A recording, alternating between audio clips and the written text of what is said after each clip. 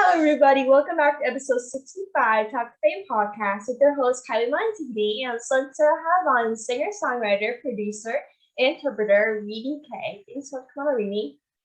Hello. Thank you for having me. I'm so excited to be here. Of course. I'm so happy to have you on. So you are a singer-songwriter. What made you want to start doing that and being in this industry? Yes. So honestly, I wish I had a more exciting story to tell, but I started out in middle school and I'm not athletic at all. And I really had like no interest. So I was kind of like, what do I do with my spare time? And so I did some musical theater things here and there, and I discovered I was really into the musical aspect of it. Not the best dancer, so theater wasn't going to exactly work out for me, but I picked up guitar and I just started writing like crazy.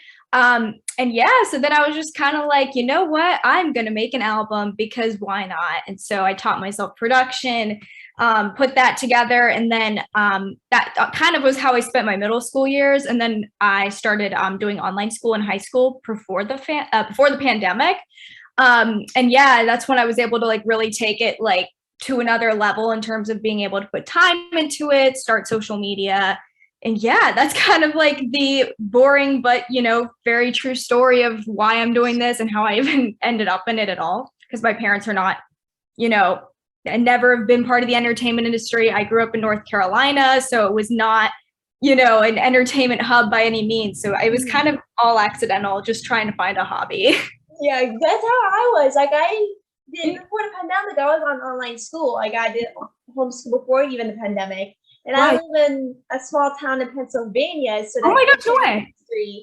The entertainment industry is not a big thing in Pennsylvania. Like, what part of Pennsylvania are you in? I actually have family there. Oh, like Wilkes-Barre area? Oh, yeah. I have family in Pittsburgh. We go there like every Christmas. Oh, no way. I go there like at least like once a year for like a sporting event or something. Yeah, no, awesome. And so like I basically always knew I wanted to be in the entertainment industry, but I just didn't know what exactly I wanted to be. I literally tried so many things, like acting, singing, nothing worked.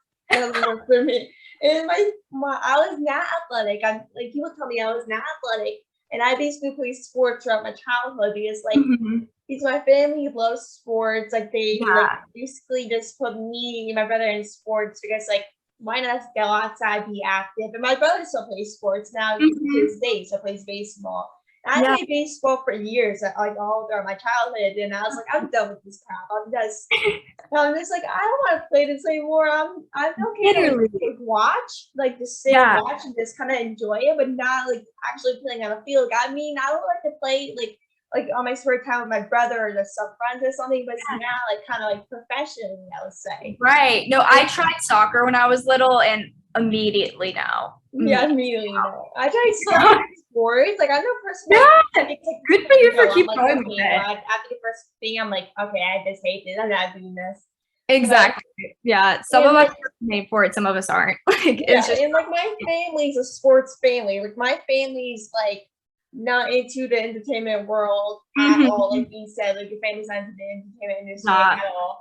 And like I had some family that are journalists in my family. So I'm like, oh wow, it kind of has some little genes, but not professionally in the immediate side of family. Yes. It's all basically full of sports, all sports family, everything about sports.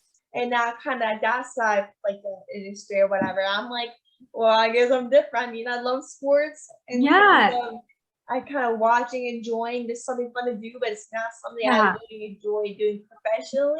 And I was like, during the pandemic, I was like, I have all this free time. Like, I like doing school during the afternoon. Like, I'm bored. I need more time on my hands. And I'm like, why not just start a podcast and see how like that and just see what happens? Let's try it. And now, just doing this, I'm like, well, this is what I'm going to do now for my life. It's funny you bring up journalism because before I did music, I was kind of like, ooh, wouldn't it be cool to be like a host on the Today Show or something? And so I was like, oh, I'm going to do broadcast journalism, and immediately found out how like difficult it is, even though music is also very difficult.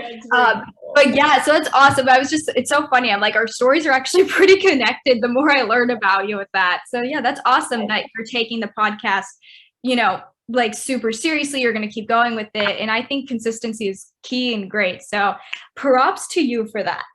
Girl, where I got you. So it's like so difficult. Like it's like at first I got it seriously. I was like, oh, this is gonna be so easy. Like this is gonna be the easiest thing ever. Yeah. Like, I'm probably not gonna take this long. I thought maybe I have to take a couple of weeks. That's a little kind of fun thing to do. But like then as time went on, I'm like, oh, this is very hard to do. I was like, I find more guests. I'm like, okay, well, this is like literally just take me hours to do. Like all the editing. Oh, the stuff to do is so very difficult. Like, you ask me if the entertainment industry is hard, no matter what thing you're doing, it's so hard. It is so hard. I tried the YouTube thing in 2020 with my music. I did like reaction videos and stuff.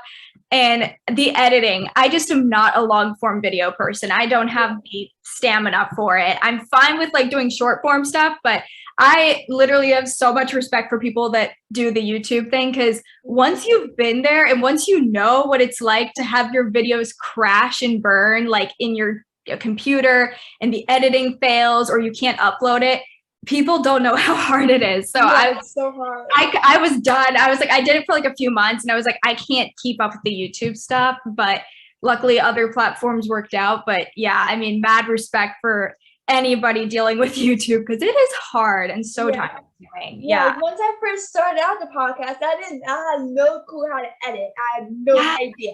And like my sister is like really good at editing all those types of stuff. I'm like, Kara, I was like, Kara, you have to edit this video for me and teach me how to edit, because I need to learn. I don't want you to edit all these videos for me. I know you're a first time mom and you have all these other things to do. I don't want more things to play. I'm like, Kara, can at least show me how to edit or something? Like, can you show me?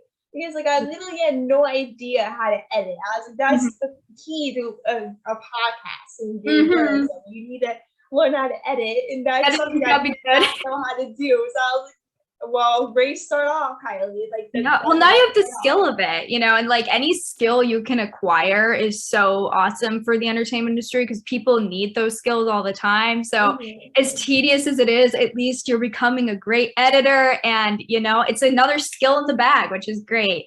Yeah, no doubt. So you have a community that supports, never judges, and promotes inclusion and love. Why do you think it's so important to show this in today's society? So I honestly, you know, my goal when I came, you know, started coming out with music and stuff is I never like, you know, I wanted to make sure that any community or fan base I built was going to be putting out good energy. And I think, like you said, on a worldly scale, that is so important. You know, we think about all the problems we face in society, like all the time, every day, you know, especially for certain groups of people and stuff. And it's like, wow, a lot of this could be solved if we had those values collectively as a society, as a world in general. So, you know, I think those values they're something I've carried with me my whole life. Like I was raised to, you know, believe in stuff like that. And I wanted to carry that into my music, into what I do, because even though I'm just one person, one artist, you know, anything that I do believe in good karma and stuff. And I do think that when we put out that energy ourselves, especially if we kind of ripple it across other people, then it's going to have a larger effect eventually. And yeah, I mean, I just, you know, so many issues could be solved if people were just came out of a place of love rather than a place of hate. So very important values for me, for sure. Oh my God, I love that. I couldn't really agree more. That's how I was. Like I grew up, I really grew up with a family that was like, you need to love, you need to treat people how you want to be treated. Like, don't hate on yourself. Like you're a person. Like if someone's going through a hard time, be there for them. Like even if you're going through something yourself, like this, like be strong, be there for the significant other that's going through something. Even if it's like your friend, boyfriend, girlfriend, cousin, uncle, your parent or grandparent. Strangers, you know, literally. Like, it's crazy. Just like be there, like just like exactly. You know, like just be a good human. Like, even though like I was literally talking this to my cousin a couple of days ago, I was like, I hate this. My life sucks. I was like, I'm so stressed. Like I just hate this. Like I was complaining, going on and on. Right. And then he stopped me, and he was like, Kylie, like you need to think, you need to stay positive. Like you gotta keep hating on yourself. If you're gonna go keep on hating yourself, it's literally gonna kill you inside. Absolutely. Especially in an industry like this. Like, I mean, I know for me personally, like I went through it mentally last year. I moved, I developed like a chronic skin condition, which was scary. So I had it rough with my mental health last year. And I experienced like getting mass hate on the internet for like the first time ever. So that was like shocking. So yeah, you know, it's like you end up having to like kind of start rewiring your brain a bit to kind of like, instead of looking at things from the negative angle, you have to look at things through the gratitude lens and, you know, through, you know, basically just trying to turn anything that you see into somehow a positive thing. Cause it's, you know, it's not even just the entertainment industry, but it's just a very toxic, negative world we live in. Yeah. So yeah, it's like, I mean, that's why I had to start getting into practices like journaling, manifestations and stuff. Cause I'm like, it's rough out here. If you don't like, if you're not able to program your brain differently to like think about it in a different way, it is so hard to survive. So yeah, totally 100%. We all need that reminder though, because sometimes things just get rough. We just can't. Yeah, exactly. It's hard. We all know. We've all been there. Yes. Yeah, exactly. 100%. So yeah. You kind of talked about this before. You came out with an album called 6 and 7. What kind of inspired you to write the album and stuff like that? Yeah, so 6 and 7 is an interesting story. Pretty much that was my middle school album, and that's I wrote it primarily in 6th and 7th grade. So that was me thinking I was clever, calling it 6 and 7. So yeah, you know, pretty much. Like I mentioned earlier, I just wrote a ton of songs. And so I was like, well, what do I do with these? And so I learned that you can literally, if you have access to a computer, you know, there's so many softwares that are free that you can use to produce your own music. And so, you know, I did make the album when I was 11 and like between 11 and 13. So it's very different from the music I make now. But considering that, it's not too bad considering how young I was. So yeah, you know, that was kind of gave me a massive opportunity to really have practice as a songwriter and, you know, just really develop my artistry, I guess. And it allowed me to know what I do and don't want to do in the future as well. So that's kind of what I did with that project. I released it in 2020. I was not on TikTok yet, so I had like nobody listening to it basically, but it's still something I'm proud of. And people still listen to it now, especially since I've grown a community. So it is like my older like baby album that, you know, is always going to be precious to me in some way. But yeah, so it was literally just me wanting to put a project out and just experimenting. And yeah, so that's the beginning of it all. I love that. So out of all the songs on the album, which one kind of meant the most to you personally? Yeah. Ooh.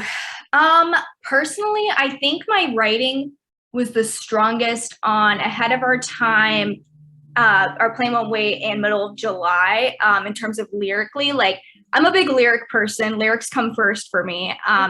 In my like, you know, just in my priority list on my music in terms of like production, lyrics, whatever. Lyrics are most important. So that was, I think, where I put the most effort and where I would be now in terms of lyrics. Like if you were to listen to or read the lyrics or just listen to those songs now, you'd probably be able to tell that I wrote them like based on the stuff I've put out currently. So I would say so. But I definitely, past that project, I've put songs out that I'm definitely more connected to, just because when you're 11, there's not really a lot to write about. Like, I mean, yeah, like this girl on the playground was mean to me. Like, it was just like I didn't really have much to write about. But now, you know, there's a lot of things to write about. So exactly. So now my music's much more personal to me in terms of lyrics, just because I truly feel them, as opposed to like just kind of trying to put words on a paper, being poetic, whatever. That was kind of 6 and 7, just drawing influences from the outside world because I had nothing in my own personal world to talk about. So yeah, things just definitely got more personal as I went on. Yeah, a lot of people like I talk to like usually write things that are more personal. Either it's like a little something bad to have in your life, losing a loved one, or just kind of your own experiences, or your friend's experience, or someone they know's experiences. Like it's like a lot of people use their experiences to kind of dive into a song. And once you hit that idea, like a lot of people, like I see, like one person I heard of was Olivia Rodrigo. She basically wrote driver's license or one of her songs in a shower. Like, you heard one of her, like your lyrics in a shower or something. Exactly. Yeah. And yourself, like you literally can hear you anywhere at any time. It absolutely. Honestly, I think the best songs come from that process, because I know for a lot of writers, and myself included, like songwriting is kind of our therapy. Like honestly, I probably should go to a therapist, but I don't. And that's like the closest thing I have to I guess caring for my mental health. And it's a healthy way of expression, definitely a lot better than other ways people have to cope with their experiences. And so I think that's where a lot of it comes from. Those feelings manifest inside of us, and then they kind of come out, like Olivia in the shower. I think she said she wrote like "Good for You" in the shower or something. Yeah, and it's something like that. Yeah, probably better that she wrote that song rather than lighting someone's house on fire like she did in the music video. So yeah, for sure.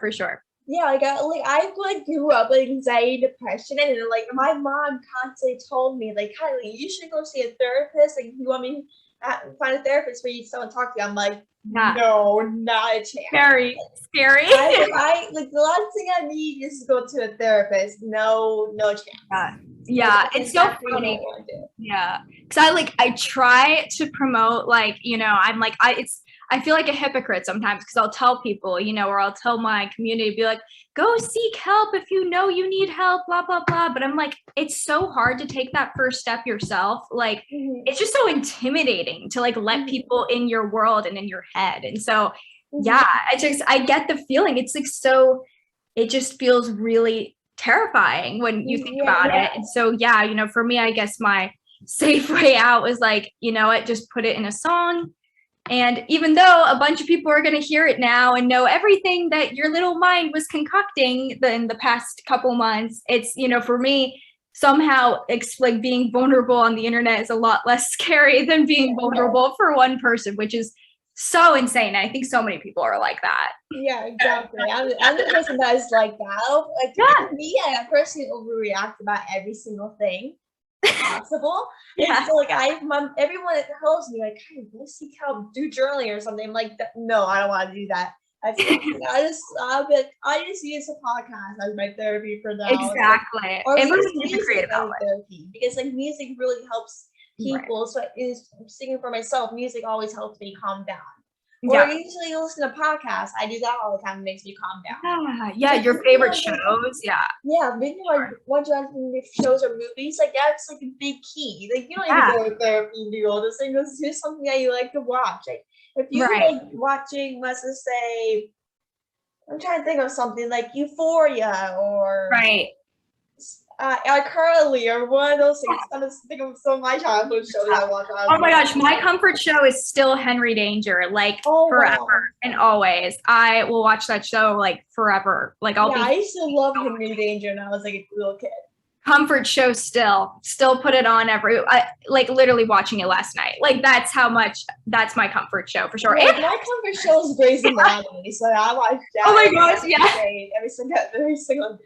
Yeah, my other comfort show that's more recent is Only Murders in the Building on Hulu. Love that show. Love Selena Gomez. Oh, I'm obsessed with Selena Gomez. Yeah. I was really just listening to her before you started the podcast. I was listening to her daily after Selena Gomez. But yeah, no, it's like, and I think that's cool too about being in the entertainment industry, since, if you're in the entertainment industry, you're probably consuming a lot of entertainment yourself.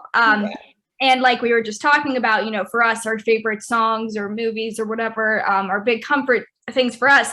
I think it's cool to be somebody that's producing those comfort items as well. Like, people can listen to your podcast when they, need to get their mind off of something. Or for me, most of the songs I've been writing about are very mental health focused. And, they're kind of turning into things people go to when they kind of need something to get off their mind or to just feel like someone relates to them. And I think like when you've been on the other side of it and you've used entertainment and stuff to help cope with things, it's really cool to know what that feels like and know that you're doing that for other people.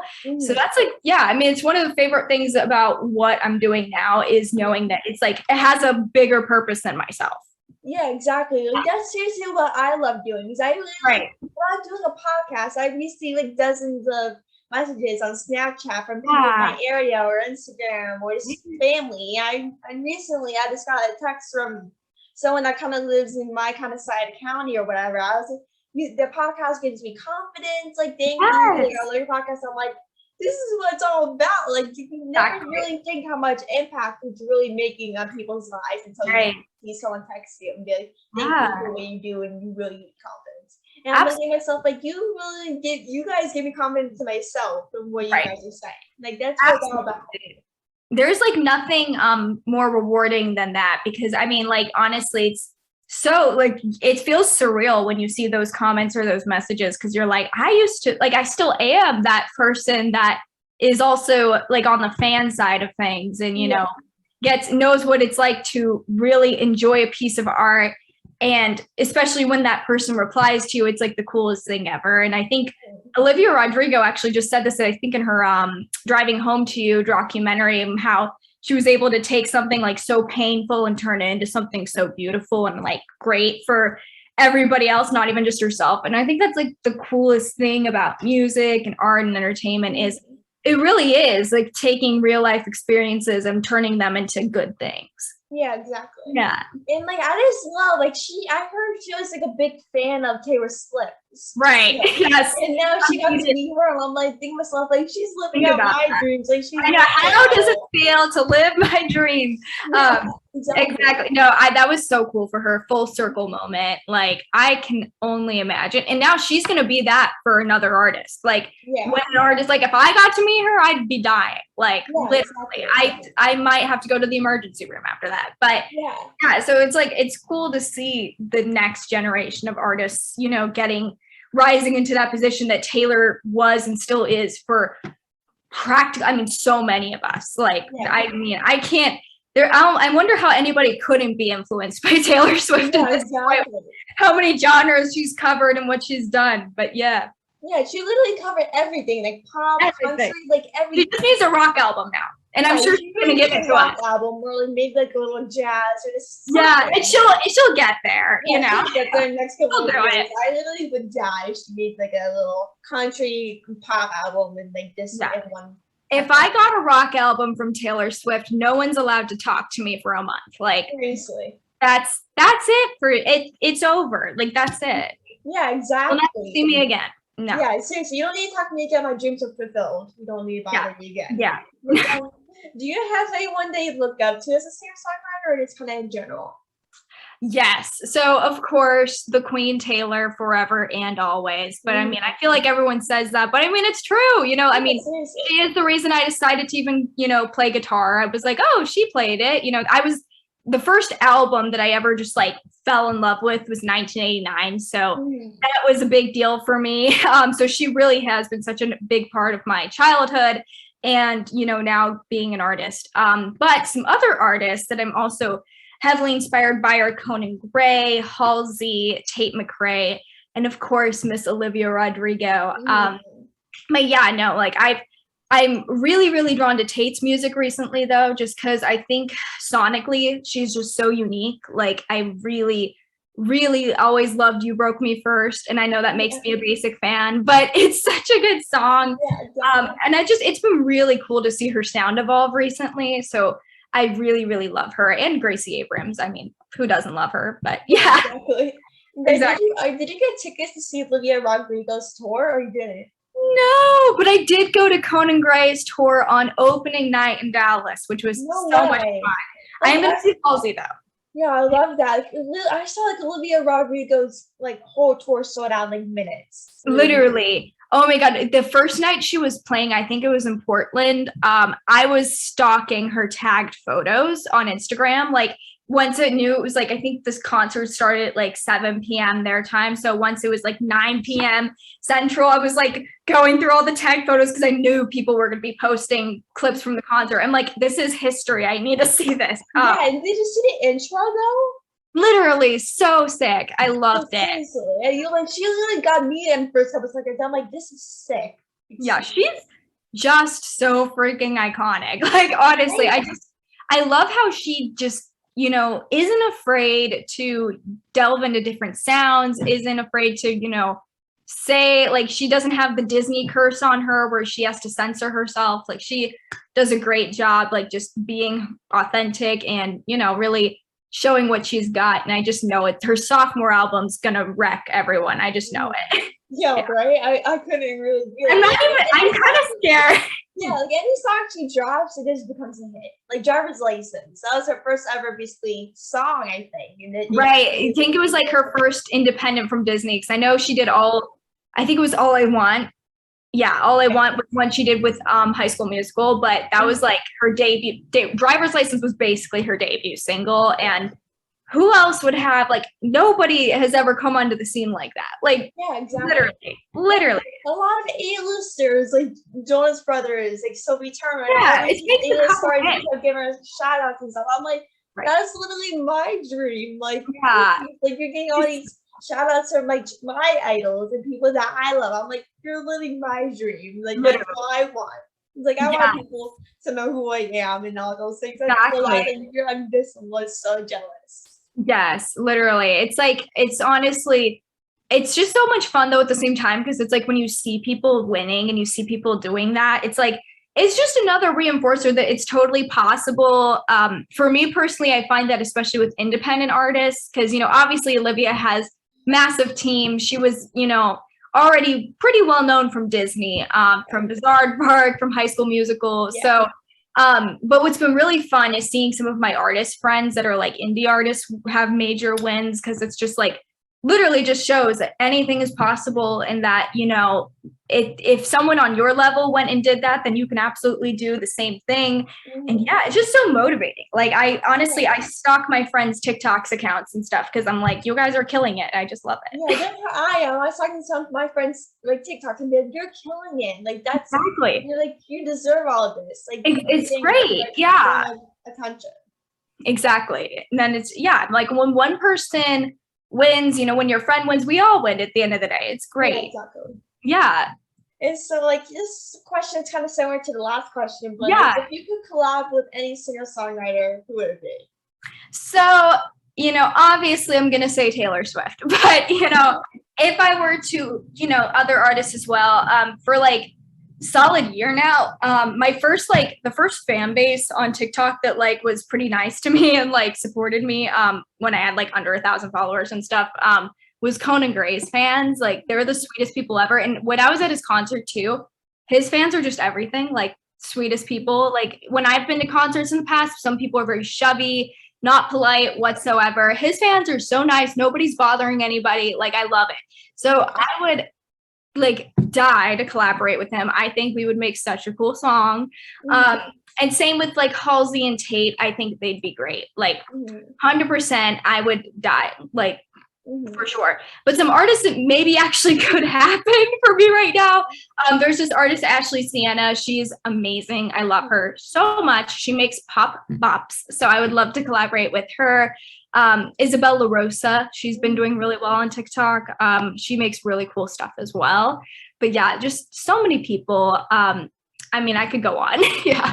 Personally, I can really go on. Me too. Like, I'm like, people will ask me like, who are you dream people to interview? I'm thinking myself like, everybody. I can go on all day long. Yeah. Like, do you really want to know the answer to that? Because we'll be here a while. Yeah, we'll be here for a while. Personally, we'll actually be here for a while. Yeah. But personally, for me, like for me personally, it's like Gina Davis, Hugh Jackman, Patrick Dempsey, Kate Walsh, Ellen Pompeo, and of course J-Lo. Of course, like they literally are people that I literally want to be. Like, right. They, like, inspire. Like, they're the reason why I'm doing this podcast in the first place. Yes. Really, not gonna lie to you, I literally send emails to their people like every week trying to get them on the podcast. Like, I was like, I won't be happy until I get to have them on the podcast. Right. No, literally, it's like, honestly, I've seen that viral TikTok recently of like the Be Delusional TikTok. Oh yeah. And I'm like, that is like, I live my life in delusion. Like, I've had people like, I'll fake videos with my song being like, once I release my next songs, it's gonna be, great, and I'm gonna be your next favorite artist, blah blah blah. And people are like, yeah, right. And I'm like, I will be delusional, and y'all can be delusional with me if you want, because it's fun, and it's like, I also too, like, recently have been trying to get Squishmallows to collaborate with me, because I'm such a Squishmallows fan. And I'm like, you know what? It sounds crazy, but I'm going to keep pushing for it, because why not? I'm like, I'm a big believer, and if you say it's going to happen, it will happen. Yeah, and that's where I am. I'm like, I'm like very confident. I'm like, I don't care how long it takes. I'm like, I'm going to feel emailing every week. I don't care. Right. In your schedule. I don't care. Exactly. Like, yeah. And like, it's like, if you don't even try, obviously it's not going to happen. So I'm like, if you literally just have the mindset of like, oh, I'm just waiting for it. Like, I'm putting in the work, and I know it's going to happen. So it's like, that's why I say things like, oh, I'm going to be your next favorite artist, or this next song is going to blow me up, or whatever, because I'm like, I need to put out that energy in the universe. And it's worked for me in the past. Like, I've said before, like last year, my goal was to get like 10,000 TikTok followers, and I ended up with 20,000 at the end of the year. So I was like, you know what? It doesn't sound like a lot to some people, but that's progress for me. Yeah, exactly. I'm like, and it's more than I predicted. So I'm like, if I, say something, and I'm going to do it, and that's just my mentality. Because I'm like, I have to say I will do it for me to actually really get the gumption to go and like really push for it. And I mean, when you're putting good energy out there, and you're putting good karma out there, and you're working hard, I think it's possible for anybody. So for sure. Yeah. Yeah. And I literally sending those emails. Exactly. I literally just met Hugh Jackman last month. I missed I saw that. And I was like, he came up to me. He's my idol. Like, he basically made me love dance, and made me love the industry. And I was like, because I went to see his Broadway show in New York City. I've been waiting to see that show for years. So I get so excited. I went outside the stage door, and when they came out, I just remember starting shaking so bad. My gosh. I'm gonna pass out. And I asked myself, like, can someone squeeze my hand, make sure it's not a dream? Right. Yeah. Literally. And like, I remember him coming closer, and I'm thinking to myself, like, I want to cry. I want to cry. Yeah. And I'm thinking to myself, like, Kylie, snap out of it. You don't want to cry. It's your chance. Yes. Yeah. It's like, Kylie, you don't want to cry in front of Hugh Jackman. Else you're gonna regret it for the rest of your life. I mean, you might not regret it for the rest of your life. Something might come up with you crying in front of Hugh Jackman, but then at the end of the day, it's something that you would not want to do. And so I was like, didn't know what to say. I was like, can I get a picture with you? Yeah, of course. I didn't say any other thing. I was thinking to myself, like, Kylie, you could ask on the podcast, but here's what's going quick. I didn't have time to ask, and I literally tweeted him like a couple weeks ago, be like, you please come on the podcast, please. Literally. Yes. Oh my goodness. That's so funny. Like, I've had that kind of similar experience, like Hugh Jackman's like an A-list celebrity, like A-list. That's huge.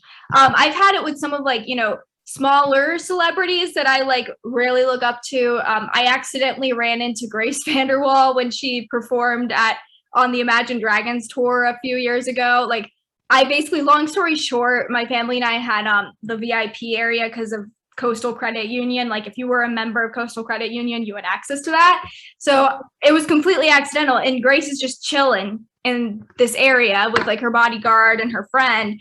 And so I'm like, I was with my cousin. I'm like, Nathan, there is no way that's Grace Vanderwaal. And it was right after her set. And so I was same situation where I was like, can I get a picture with you? And she was so nice about it. And I had a similar situation with, I don't know if you've ever heard of Kelly Stamps, but she's a YouTuber. I love her. And it was so random, but she ended up coming to my house to deliver tiramisu. Like, tiramisu's her thing. And it was so random and so accidental last minute. And then before you know it, she was giving me jewelry from her PR launch with this jewelry brand, coming, doing that as well, which was crazy. So, I mean, it's just so funny. Like, when that stuff happens, you're like, no way that happened. Exactly. Like, I had an experience before COVID happened, like January 2020. I don't know if you've ever heard of her, but Indiana Messenger or something like that. Her name's Indiana, but I can't pronounce her last name. And I was in LA for a couple of days. Like, I was over there for a weekend or whatever. a Dodgers fan fest or whatever, and that night I went to go see a John Sparks concert. Because like I was in there playing at this like small venue or whatever. And my dad was like on the flight there. My dad's like, "Oh, they're playing Joe's Brothers or playing in LA." I'm like, "I need to go." I'm obsessed with Joe's Brothers concert. Exactly. That's it. Like if Joe's Brothers are performing where I'm probably gonna be at around that area, I'm going. I don't care. Exactly. Yeah. So like when I was in line to get in, I literally looked around. I just looked at her closely. I was like, is that Indiana? Is that Indiana? Yeah, you're like, is she real? Yeah, she's real looking like. Yeah. I wasn't sure if it was a look-alike or like what. Yeah. Once I figured out it was her, I was like, Dad, that's Indiana this year. I love her. Like that's her. That's what I used to watch her at the time. I used to watch her videos, watch her Chicken Girls. Like I used to do all that stuff. I was like, I just ran. I was like, Dad, come with me. I need to talk to her. So I was like, I went by her. She was getting tickets at this thing or something. And I was like, when she got that, I was like, hi, Indiana, can I get a picture with you? And she was like, of course. We were talking for a couple minutes. And my dad was like, and my dad was like, what do you do? I'm like, I think myself like, God help me! Don't ask someone that. That is so embarrassing. And then my dad was like, she was freaking out, like she loves you, and she basically like knew who you were and was very excited. She didn't want to be. She's like, oh, I was thinking to myself like, God help me right now. Like, help me. But it was so funny though. I mean, you're gonna laugh at that forever. I think to myself like, oh, that's a fond memory. I remember, and I still laugh about it. At the time, I was like, oh. Why do you say that? But then exactly. All right, go over there now. Go over there. Do your own thing. I don't care. Just let me do my own thing. Like I'm in LA. LA is my type of people. Like LA is basically my dream place. Are you gonna move out there eventually? I'm hoping next couple of years. I'm hoping to go college out there. Something like that's what I'm doing. Yes. Oh my gosh. Well, hey, we might run into each other then. Maybe. Yeah, I was just out there for a music conference and some other things. And every time I'm out there, I'm like, this is where I'm supposed to be. Like, it's just always that feeling. And it's so funny too, because I'm, as you can relate to with, being on online school or homeschool, you don't really have like a lot of friends locally or anything. So most of my friends are from the music industry and they're out in Los Angeles, and I'm here in Texas, like, I don't know anybody here. I'm like, so that's why like I live in Pennsylvania. I really know no one here, and that's you're gonna say something like 2 people. I'm like, everyone I know is basically in like Tennessee, California. I'm like, I at least live out down there, so I actually be with my people. That's living sunny, like snowy, mountain Pennsylvania of all things. Exactly. Yeah. No, I'm like, growing up in the South, I could never live up north. Like when I was considering colleges and stuff, I was like, hey, maybe New York City, maybe Nashville. No, I need to be where it's warm. Like that's how I am. I suffered. I moved here to Texas about a year ago, and we moved right during the winter storm. I don't know if y'all ever saw that. It was all over the news because Texas was literally destroyed from it because we do not know how to handle cold weather. And I was dying. Like, I mean, I would not survive up north. Like, I love New York. Hate cold weather. It's supposed to snow tonight. Oh my God. I like just look out the window. It's raining right now. Yeah. No, crazy. It's right now. It's literally time. Like one day, in Pennsylvania, like it changes every day. One day it's sunny, very warm. The next day it's rainy. The next day it's snowy, freezing. Like you don't know what they're gonna get in Pennsylvania. Yeah, I lived in Colorado for a few years, and love the state, but man, it gets cold. Nah, not for me. I get like seasonal depression and stuff. I would die. So I'm like, I need sun and I need warmth. Yeah, and like I literally like my cousin. I literally obsessed with Florida and California because I just love all the palm trees and the warm weather, the beach. Yeah, like I'm obsessed. Like if I can live anywhere, I'll live in Florida or California. Right, absolutely. And I literally have family down in Florida, so I'm like, I remember like last year, like last October, I went down to Florida for my brother's baseball tournament down in where was it, like Fort Lauderdale or something. Yeah. And like I was like, oh, I'm okay. This is where I am. This is where I need to be. I was outside, just kind of sitting down, just kind of chilling, living my dream life. And like my cousins kind of drove a couple hours to come visit us for the night. Yeah.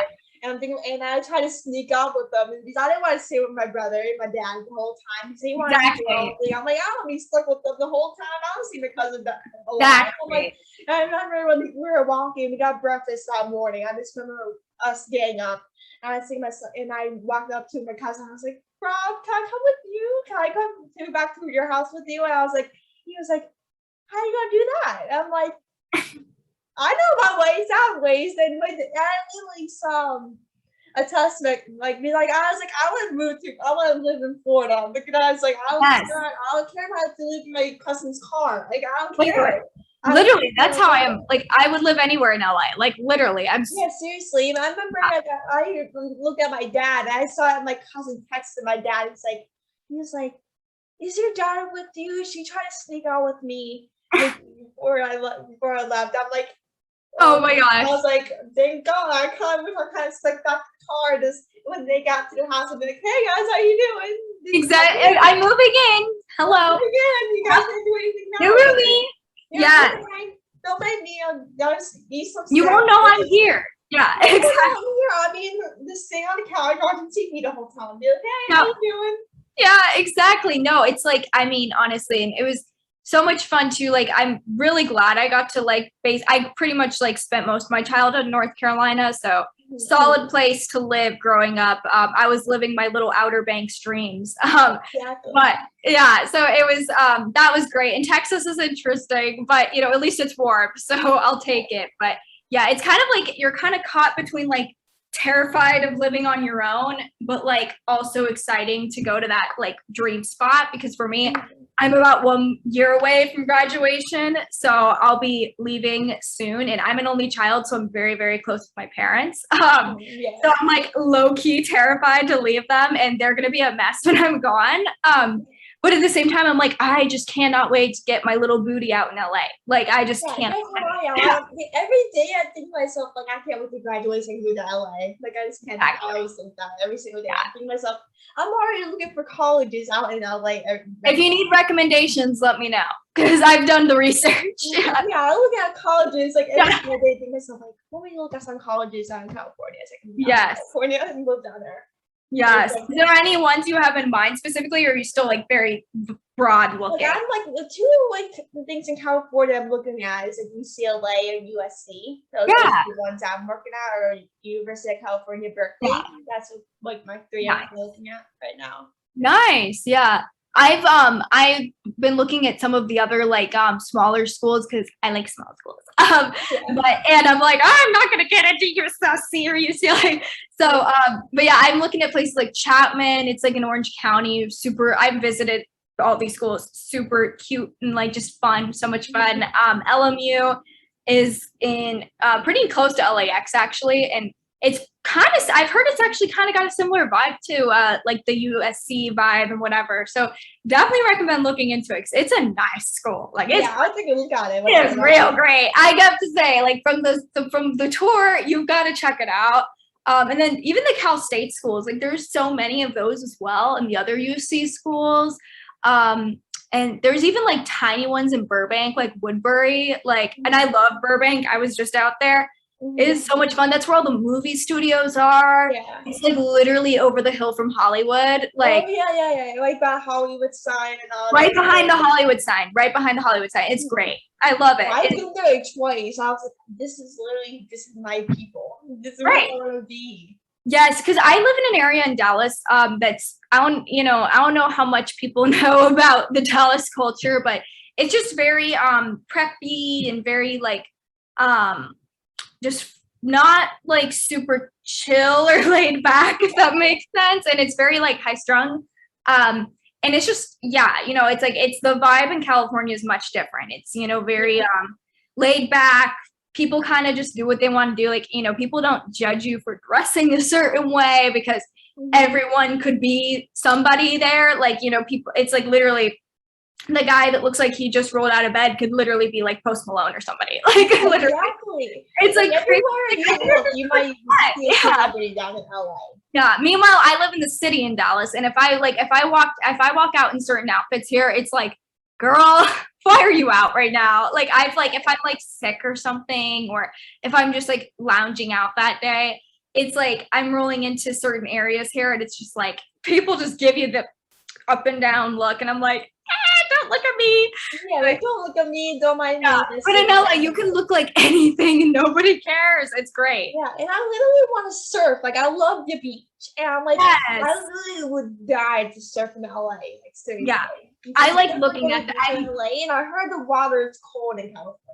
Yeah, you know what's funny? So I can attest to both coasts since I've lived on, or I haven't lived on both, but and it's so funny. I talk like I've lived in California before, like I really know what it's like. But you know, when I've been before and comparing it to like the East Coast beaches, I find that North Carolina has like better water in terms of like if you're gonna swim or if you're, I don't know about surfing. I don't know if the waves are big enough, but I do know for like terms of comfort, it's like the water's a little bit warmer and the sand's like not as cluttered with like seaweed and rocks and whatever. But I do have to say the views on the West Coast though, there's nothing like it. There's nothing exactly like I feel like Florida and California are very similar in terms of the beach and all those things. Yeah, exactly. Like they're just, that's the thing for sure. And it's like I'm a, you know, I love North Carolina, grew up there. It's like my home state, I guess, but I will never deny that the West Coast beaches, the views. Come on now. Come on. Like I literally, like every time I go to California to see pictures I'm thinking to myself like I'm falling in love with it all over again. Like I just want to be there. Literally, I flew into the Burbank airport last time instead of LAX, and it was it's one of those tiny airports. So you like walk off the plane and then into the airport. Like there's not even a walkway. Like you actually have to deboard the plane from the back. And then I'm walking off. I'm seeing like all the hills in the background, the trees, the houses. I'm just like, it's great. Like I'm like, honestly, people can hate on California all they want, but I will forever stand. Like seriously, it's great. I'm like, honestly, I feel like the people that say like, oh, it's just stuck up people that think they're all famous and whatever, or, you know, people just complaining about, you know, like thinking the people are like not nice or whatever. I'm like, you really haven't been here. Like, seriously, here? Like literally, it's so funny. And I try to like, I tell my cousin because he's very anti-California, and I'm like, Nathan, you would love it here. I know you. You love the outdoors. You love like just having a good time, just a relaxing environment. You would love it here. Everybody that says that California is just full of stuck-up, snooty people have clearly have probably only been to like Beverly Hills, maybe. And like clearly you haven't been to the other parts of LA. Like, like have you been to Pasadena?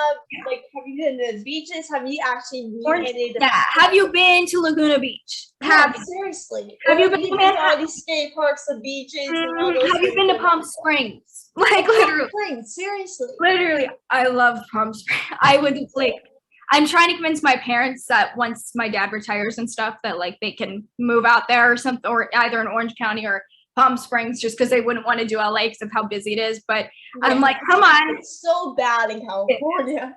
It is. And I'm like, and it's expensive. I mean, I'll never deny that. It is so expensive. Like, and you know, that you definitely have to be in a certain position of privilege to be able to retire there comfortably.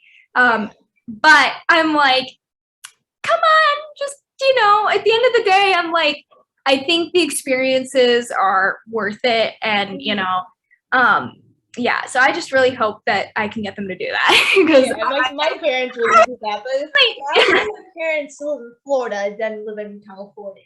Because my parents love Florida, especially my dad. He says, oh, I can't wait to live in Florida, and like I just want to live in Florida. I'm like, well, why not now? I'm telling you. Like I always say all the time, let's go live in Florida. Let's go live in Florida. Let's find houses in Florida. And he'd be like, exactly. And then he'd be like, oh, I don't know. Then the day later, he'd be like, let's move to Florida. And I'm like, what have I been telling you the last literally month? That is so funny. My mom is the same way. It's like pretty much my dad's the practical one. So he's the one that's like, no, it's too expensive. It's, you know, it's just not, my job's not going to let me do that. Like, there's no way. And then there's my mom who's like, maybe I'll just move out with you when you go to college. Because she's the one that comes with me the most. My dad's very busy and he can't come a lot of times. So she's the one that's always out there with me. And she's like falling in love with it as well. So she's the one that's like, Harry, like, let's go, let's move there once Rini's out there. Once you retire, we're moving there. And he's like, no. It's just, he's so practical. And it's like, we love him for it. And he probably keeps us out of a lot of trouble because of it. But like, at the same time, I'm like, stop being practical. Like, you're coming. I'm the person that's like down for anything. If someone says, let's go to Iceland or what, it's like, I'm a very travel person. I love traveling. Yeah. So I'm like, if someone says like, let's go to Iceland, let's go to Florida, let's go to California, or let's travel or do something, I'm like, let's go. I'm down. Like, I'm always down for anything. Yeah. Like, someone asks me to do something, I'm like, let's go. I'm down. Whatever. Like, if you want, like, I'm always down to do something, no matter how fun or not it is. I'm like, okay, let's do that. Like, that's how exactly. Like, let's just make some memories. That's the most important things for time with your family and friends. Like, that's really the most important thing. Is try something new. Like, I was literally scared of heights. But I've always been scared of heights. And so I'm fine with planes. Like, I'm fine with planes. I'm usually like roller coasters or something that goes high up. I'm like, no, that's not for me. Absolutely not. No, my parents, like my family and I, we went to like Dollywood once in Tennessee. I couldn't go on one single ride. I only went on a few in Disney World. Like, I am terrified of anything that's going to throw me around. Like, I'm fine with anything, but I get dizzy very quick. Like, I vomit very quickly. I get car sick too. Like, I just, like, anything I get a little dizzy or car sick from. Yes. No, really. It's like, it's for sure. That is something. Absolutely. Seriously. Funny too, because like literally it's somehow our vacation plans for the summer went from we're going to Vancouver to we're going to Austin, which is literally just a few hours away from where I am. But I'm like, you know what? It's like, it's still an adventure. It's still going to be so much fun and it's still a getaway, but it's so funny. Like, we went from like thinking, okay, Austin, no, Northern California, no, Aspen, Colorado, no, New England, no. And that's like, somehow we end up like literally just going to be doing like a few hour road trip. Like, that's where our minds are at, just all over the place. Yeah, me and my dad always kind of plan things last minute. Like, me and my dad love baseball and all those things. Like, me and my family are kind of big sports people and everything. And me and my dad always plan last minute trips either to Pittsburgh or to Boston or Philly. Like, my family's a big Phillies fan, so we would go in like day before a baseball game or something, and you'd be like, hey, you want to go down to the Phillies game? I'll be like, sure, why not? Like, no, literally. Next time I'm in Pittsburgh, I'm gonna have to message you because you might be there at the same time. We'll have to get coffee. Seriously, I'm like, either I can ask my dad to drive me down to do something. I'm literally going down there probably in May. It's awesome. You probably catch me down there, but like, seriously. Like, I literally joke with my dad, and like last year in like June, I was like, my dad's big Phillies fan. I was remember sitting outside and be like, let's go to, I didn't joke with him. I was like, hey, you want to go to Boston this weekend or something? And I just took that as like a little joke. I want to go to Boston.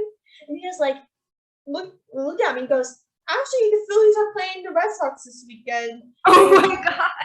And like, your two favorite players play for Boston. So he's like, we can go. I was like, are you kidding me right now? Yeah. No, I literally miss that about the East Coast because you could drive to so many different cities and states like so easily without a flight. And like in North Carolina, same thing. Like, we could go to DC, Atlanta, South Carolina so easily. And now in Texas, because the state is so freaking large, like, you cannot go anywhere outside of Texas in a car like less than a day. Like, it's crazy unless you're going to go to like Oklahoma or something from where I'm at. But yeah, so it's like, I do miss the road trips because it was so easy to do stuff like that on the East Coast. Like, it was so easy. I miss the days of just going to DC for a couple of days or going to Charleston. Like, I miss it. Like, that was just literally North Carolina. Like, I was literally in North Carolina in February and March, and like, I have to like literally drive up and down in Virginia, and Virginia is such a large state. And so like, it takes like forever to get to Virginia. I did the drive a lot. Yeah. From North Carolina to Pittsburgh a lot for Christmas every year. Like, Yeah, because we were like, we don't, especially with the weather and stuff, we're like, we do not want to deal with flights. And, that time of year is so crazy with cancellations and whatnot. So we're like, we're just going to drive every time. But it is a tedious drive for sure. Yeah, and I'm obsessed with Washington, D.C. Like, I just love the culture of Washington, D.C. Like, if I don't go to college in California or Florida, I'm going to college in D.C. That is so much fun. It's so in the last 2 times, like, I really went to North Carolina. I'm like, Mom, Dad, can we go to DC for a couple hours? Like, can we please go to DC? It's so much fun. Like, you can't go there for a couple of hours. You have to go there for a day. Like, go for a couple of days and look at everything. I'm like, I don't care. I want to go to DC. Like, please let me go to DC. Fun. Yeah, I literally, like, even if you're not doing the touristy stuff, it's like, it's just fun to walk around there. Like, yeah, like, I went there years ago, but I don't really remember that because, like, I went there when I was, like, so young. I just don't remember anything. Oh my God, it's so funny because we went there just for the fun of it, I think like late 2020. And so things were still pretty closed up and stuff. But what was hilarious is we were just going out for some food and Nancy Pelosi just walks out of her like giant caravan of like, crazy security and stuff. And she's just there. And I'm like thinking, that's like a massive politician right there. Yeah, she's like Speaker of the House, third in line. I'm like, it's so funny because Nathan's obsessed. My cousin is obsessed with security. So like he knows what, fancy security looks like in terms of like the bulletproof cars, the lineup, like, I'm obsessed with politics. So I know everything. Like like if I was a journalist, I'll be a politician. Like I'm obsessed with all of politics. So yeah, so cool. It was just so funny because it was like, oh my God, like he's like, that's Nancy. Like he knew that somebody important was going to come out. And it was so funny because we were so clueless. Yeah. Like this guy, I guess he was like, because it was her apartment that we were standing outside of. We had no clue. Yeah. And so it was his apartment or her apartment. And we like, this guy is like, you guys need to move out of the way. And we're like, okay, whatever. We didn't know what was going on. And then we figured that out. Immediately once like just the line of black cars just someone if you it's someone important, cars coming, it's someone big, like a right House vice president, like something big. Yeah, I'm like, this is gonna be somebody important. And then he sees like her standard hair and it was just like, that's Nancy. It was so crazy. Yeah, now it's like I have a big thing in politics. Like if I see someone on TV, I'm like, oh, I know who this person is. Like yeah. Even if I see someone I don't even like, I'll be like, exactly. You just know who they are. Like even if it's like we see like I'm trying to think of someone, John F. Kennedy, for example. Right. Like even though like I know like a lot of people in politics, I know I can literally see someone in front of me that in Washington D.C. I'll be like, oh, there's John F. Kennedy, or there's Joe Biden right there. Like, like, oh, I know every single one in politics. There's Obama. Like, yeah, crazy. Yeah, people think I'm crazy, but like that's like a thing in life. It's like how people like a celebrity. It's like the same thing.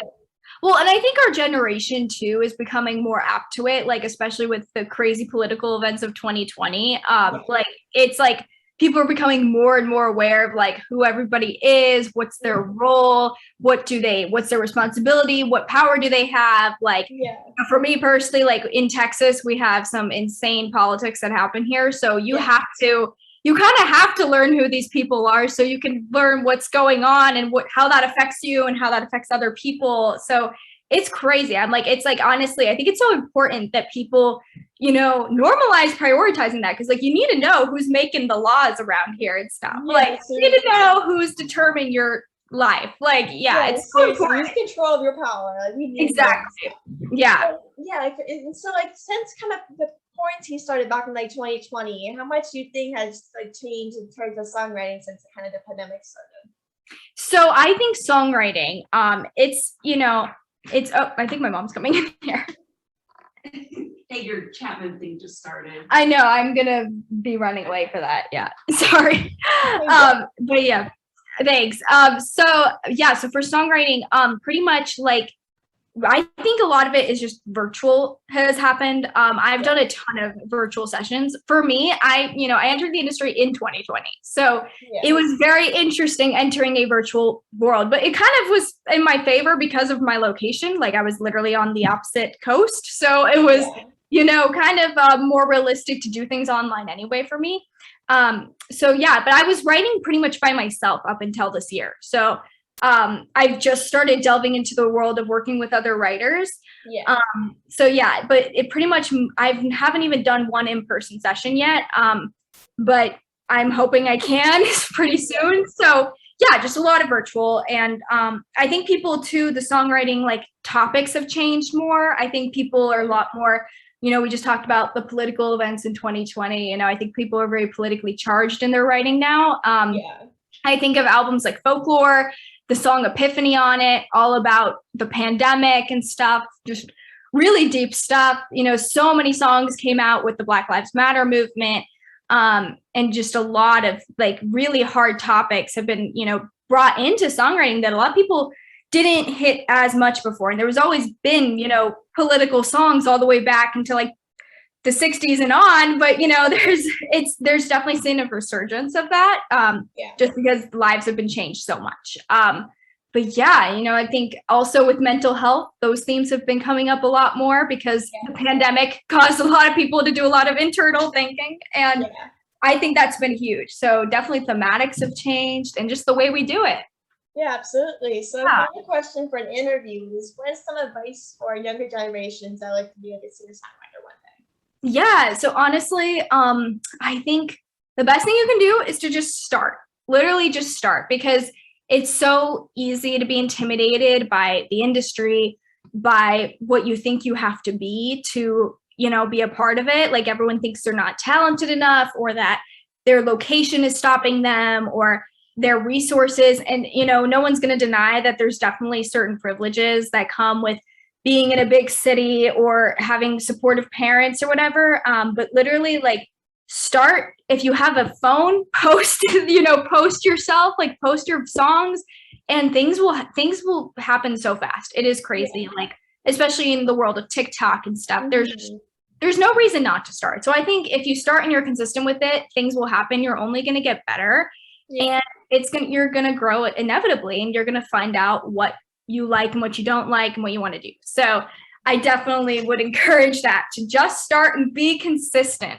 Yeah, exactly. I really do recommend that. I seriously love that. So I just want to thank you so much for coming on the podcast. It was so great to speak with you. I absolutely love this conversation. We'll definitely speak soon for sure. Thanks so much for coming on. Thank you so much for having me. And I'm very happy to even been invited on here. So thank you for having me. And yeah, I would love to talk again sometime for sure. Of course. Thank you so much. We'll definitely speak soon for sure. Thank you so much. Awesome. Of course. All right. Speak with you soon. Bye.